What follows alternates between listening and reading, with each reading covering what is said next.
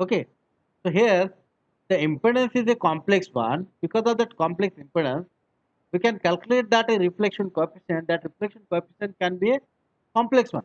For the complex reflection coefficient, that will be a magnitude, and this will be a phase. So we should know that what will be the phase value. Okay, this belongs to a phase and this belongs to a phi L is nothing but the phase. Okay, we can say that is about it. Phi L is nothing but the phase. So phi L, whatever we can say that this is nothing but a phase. Phase of what? Phase of a whatever the reflection coefficient. How? Okay, and that phase is to be obtained using the where we are getting that first voltage minima from the load. This phase of the row that can be calculated or obtained from the slotted section with a probe carriage where the first voltage minima, from the load. Okay, so we can say that this one is about our standing line. Sorry, from the reflection we are getting. Okay, that is about a standing line. We can find out a first voltage minima. So from the given load. So how to calculate that?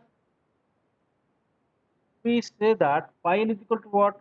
Twice of have a beta d minimum minus a phi. And that beta we know that is nothing but a twice pi by lambda g. And a lambda g we know that it is nothing but a twice of a distance between a twice of into a distance between two successive minima. Two successive minima.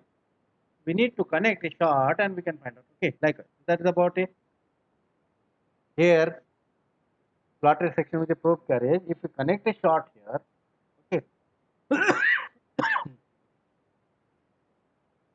we can calculate that d minimum. Okay, so now we have a phi L is equal to twice beta of d minimum. Beta is nothing but twice pi by lambda g. Lambda g is equal to twice of distance. Twice of distance between two successive minima. Yesterday we have seen in frequency meter.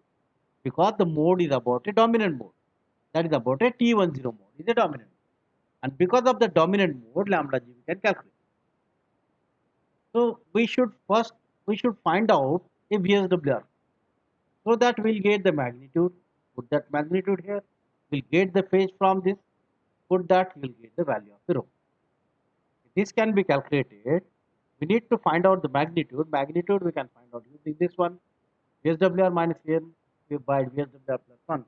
So first of all we calculate the what is the VSWR. So we can measure the VSWR. Okay, so whichever the load we have considered, we measure the first VSWR so that we can find out the magnitude. Magnitude means nothing but a rho L.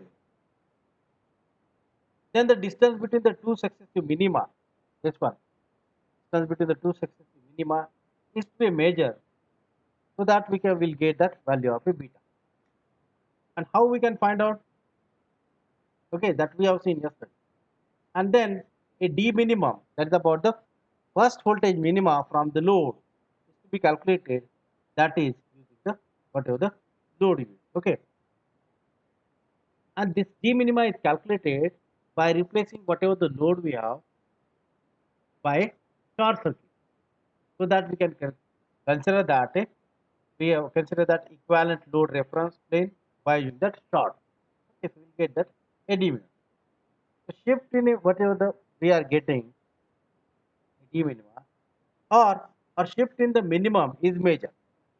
A shift in the minimum, if that minimum is shifted to the left or okay, if that minimum is shifted to the left or minimum is shifted to the right. If that minimum is shifted to the left, then it is nothing but what? It is a inductive impedance. If that minimum is shifted to the right, then we can say that it is about a capacitive. So we should know that the impedance, whether that impedance is a capacitive or a inductive. Now we will calculate the rho here. Okay, we calculate the rho, and then from that rho we calculate that whatever the, okay, that what will be the reflection, what will be the ZL. Okay, so directly we can calculate that whatever the reflection, or we can use a Smith chart to obtain the, here that what will be the unknown impedance. Okay, you draw using a Smith chart, or you can do the calculation. Okay, this row we are getting, put that row here, we know that we get that what is the value of the ZL. Okay, so that is about the measurement of a impedance,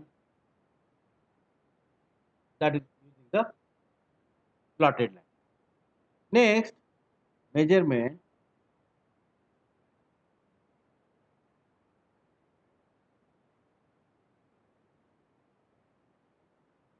by a reflectometer.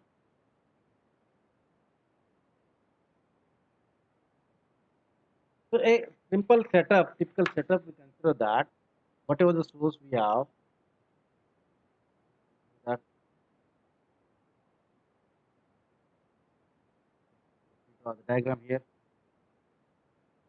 We have a source. Okay. Then we can consider that a forward direction coupler.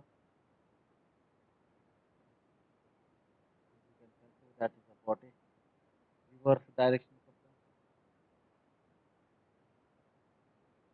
Then we can consider that about a load here. Okay, so we can consider that a forward detector.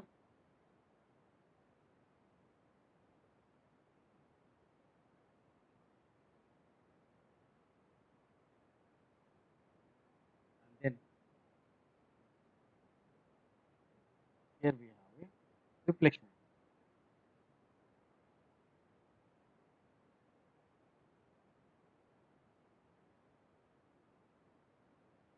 Okay, this is about a reflection. So using that, we calculate that a forward detector and a whatever the reflected detector, or you can say that we'll get the forward power and reflected power. So reflectometer consider nothing but what will be the reflected power. Okay, what will be the reflected power and what will be the incident power. Or we can say that directly we'll get that what are the values of a reflector. We can say that power reflected by the power incident. So this just a simple directional couplers are used. Both the directional couplers are identical one. Okay, but only the thing is that we just change the direction. It is a forward one and it is a reverse. You can consider the forward direction coupler, reverse direction coupler, and then we connect the, we can measure the what will be the power, forward detected power or incident power here, and we can consider that what is the reflected power. Okay, that is about it. We use reflectometer and we can find out using reflectometer what will be the reflection purpose. Okay, so this will give you the that reflectometer, that values of a reflection, and then using that, okay, we will get that value of a reflection. We have to get that value of a VSWR, and then impedance calculation takes place using the earlier technique. We have used the measurement of the impedance there, same way. Calculate the VSWR likewise. Okay, everything is same. Only we consider that instead of that, we use a reflectometer. How much will be the reflectometer reading obtained, and according to that we can find out the what will be the power. So, but here the difference is that we are not able to find out the phase there. Only we can consider that what will be the a simple or straightforward a, that we can say a magnitude terms. Okay, impedance is in terms of a real value, not in a complex value. So that is about